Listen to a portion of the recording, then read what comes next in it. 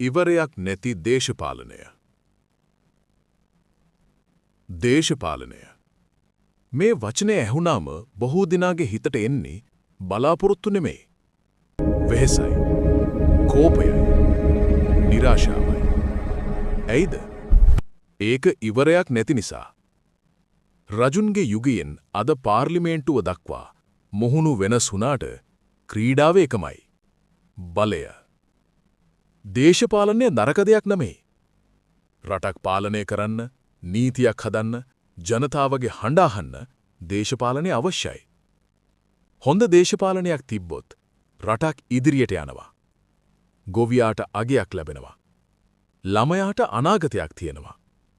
දුප්පතාට සාධාරණය ලැබෙනවා.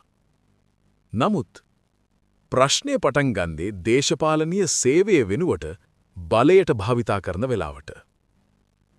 පොරොන්දු දෙනවා, ඡන්ද ගන්න.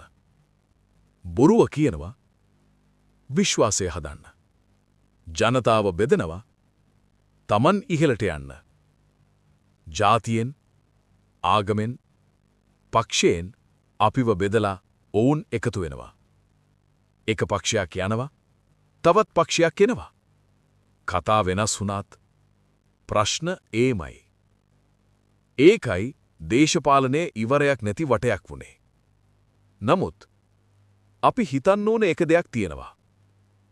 දේශපාලනය නරක වුණේද? නැත්තම් ඒක භාවිතා කරන අපිමද?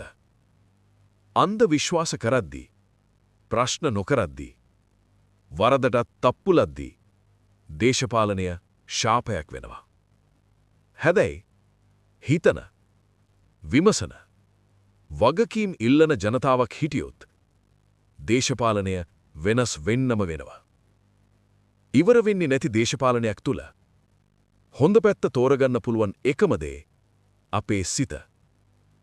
පක්ෂය නෙමෙයි, නායකයා නෙමෙයි, වෙනස් විය යුත්තේ.